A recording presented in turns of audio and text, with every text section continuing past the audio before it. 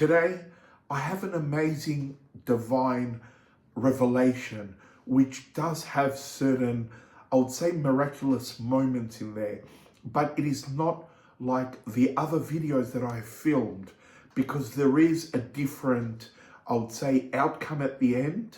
At the end of the video, there is also words of St.Paisio and what he thought about this situation. Before we get started, just to remind everyone that every single month, at the end of the month, we send money to the orphans in Kenya that we have as a charity.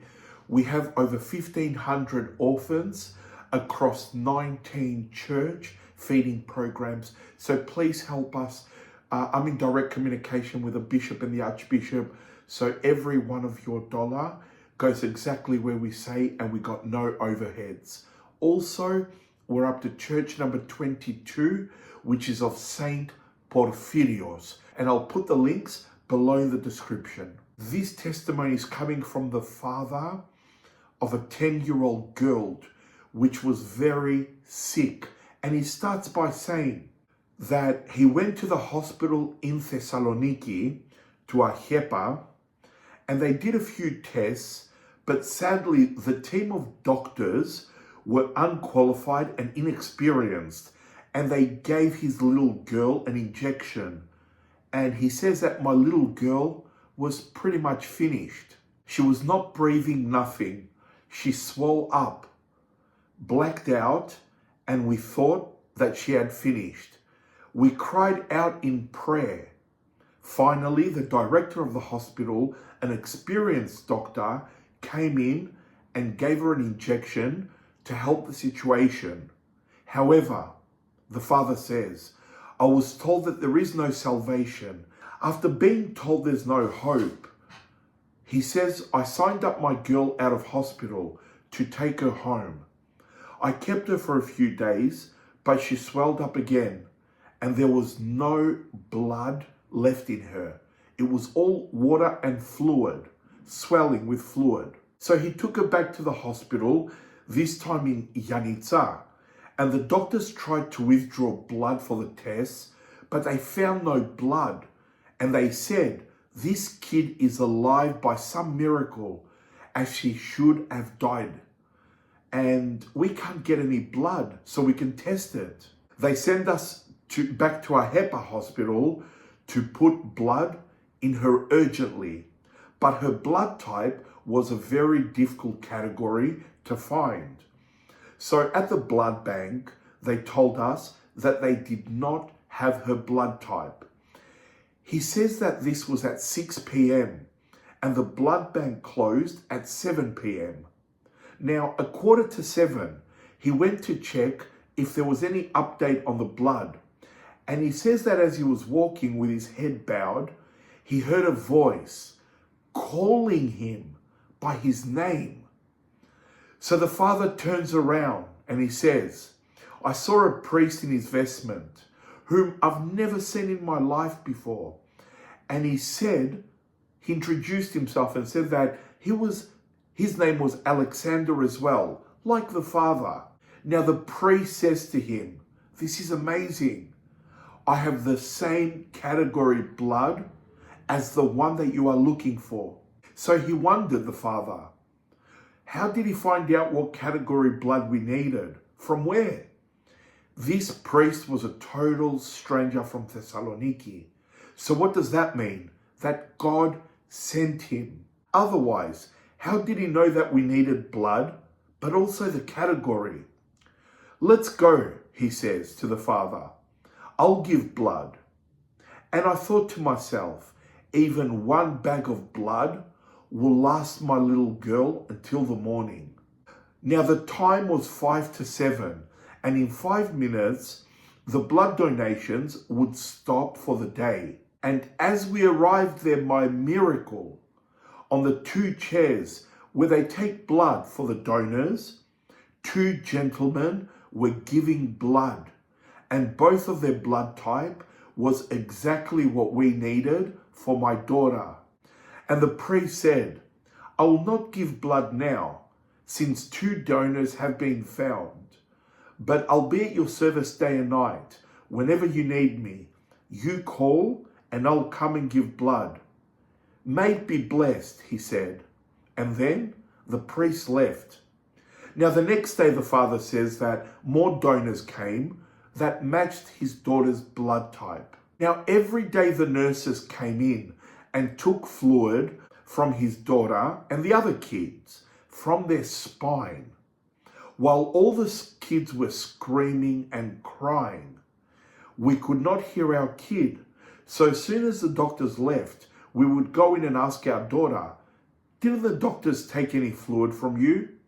And she would answer yes.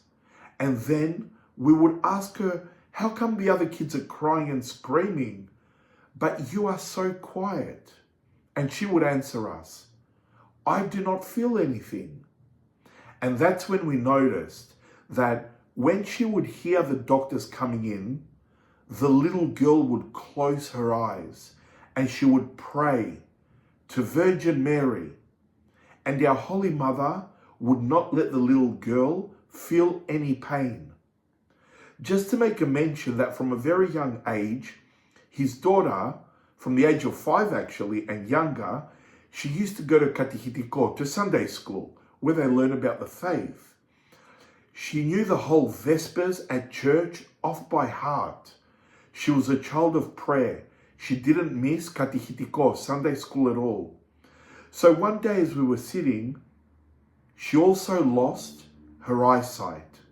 She could no longer see. And we knew that the end wasn't far. As we were sitting there, she says to me, "Dad, hold me a little bit," because it was like an empty sack, the father says, that if you let it, it will fall. That's exactly how my little girl was. And now this is where the revelation comes in. It is absolutely amazing, but very heartfelt as well and very emotional.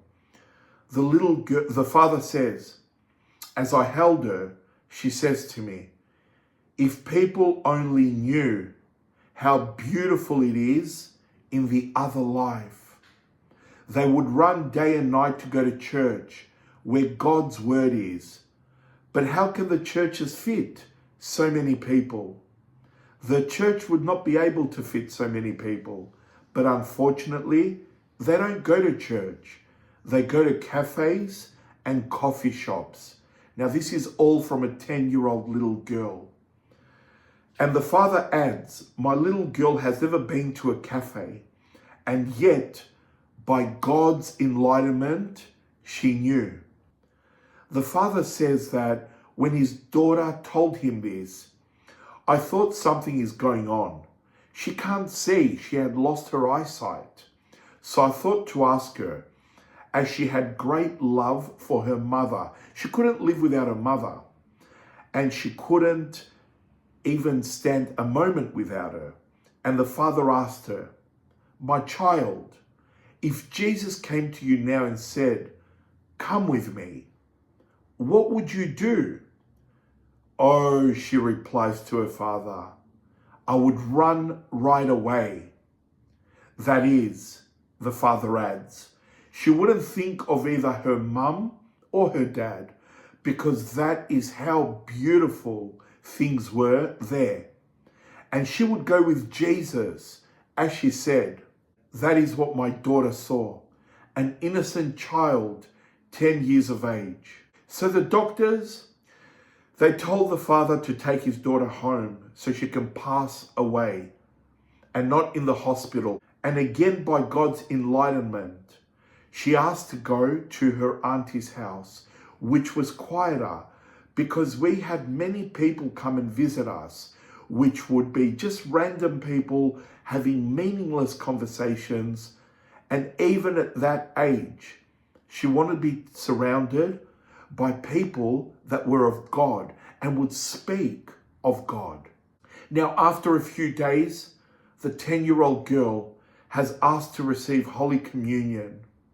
She had not eaten for days, and after taking Holy Communion, and after the priest left, she said, "Oh, Today I had the best meal of my life, she said to her father. And the wife asked the husband, but she hasn't eaten for days. What did she eat today? And then we realized she had taken Holy Communion.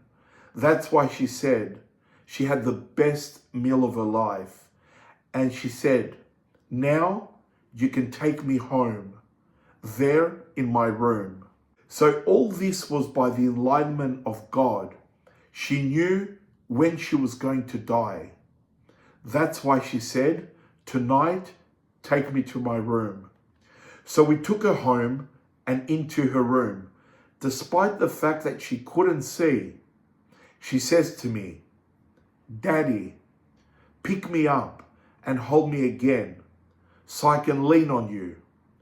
But I want you to turn me over where the iconostasis is. So my face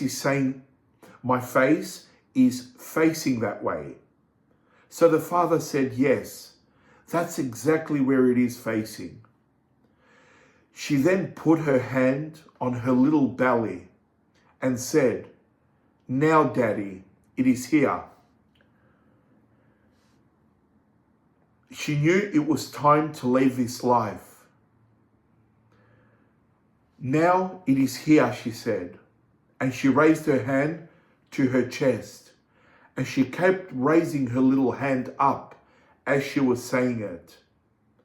Her little soul was going up until she raised her little hand to her neck and said, my brother, and said his name. My brother, he is a golden child. But she said it with great difficulty because her soul was coming out. The last of her words, as she put her hand on her jaw, were, soil, soil.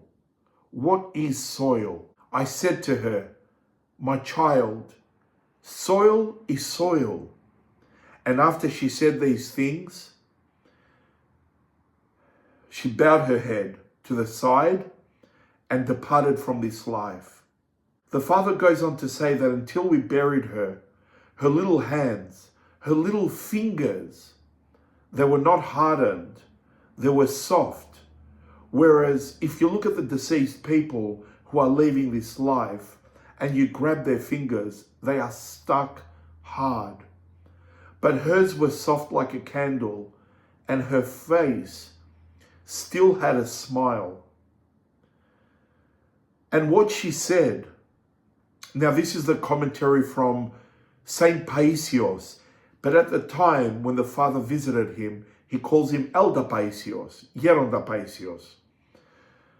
And when she said soil and so on, all of this you would have heard of ST.PAISIO'S and similar other ascetics who I've met at Mount Athos.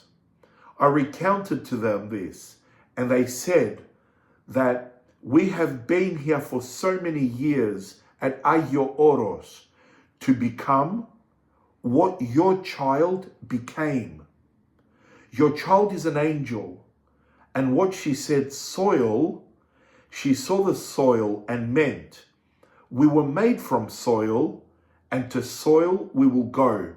And those were the words of St.PAISIO'S. ST.PAISIO'S at the time, St.PAISIO'S now. And he goes on to say that ST.PAISIO'S added, when she said how beautiful it is in the afterlife, if people knew, they would all run to churches and Sunday schools. This child of yours was already seeing. God allowed her to see from here the other life and allowed her to move her lips. At that moment, she was moving her lips, but she was leaving. Your child could see things. And these are the words of St.PAISIO. The father goes on to say that meanwhile, when she bowed her head and her little soul went to heaven, her aunt came into the room afterwards and asked me, did you burn incense? And we said, no, we didn't do anything. And the auntie adds, because it smells like a fragrant smell in here. So the father said, no, we didn't do anything. As you saw, we brought her to bed. She prayed at the iconostasis, said what she said, and that was the end of it. We did nothing. But again, the auntie insisted that the room smelled fragrant. God has reasons why he allows things, and this was for her to reveal to each and every one of us that is listening to this today about the beauty that awaits us in the afterlife. And that is why we need to go to church, because the heavenly powers are present during the service. Try and go more often. Build it up even slowly. Do your holy confession. So when we depart this life, we too, God willing, we can enjoy this beauty in heaven like this little angel saw. So thank you all for watching. I'll put the links below. If you do want a holy confession, I'll put my email below. Contact me and I will send one out to you. So thank you all for watching. And as an unworthy sinner that I am, I pray for you all morning and night. God bless you and take care.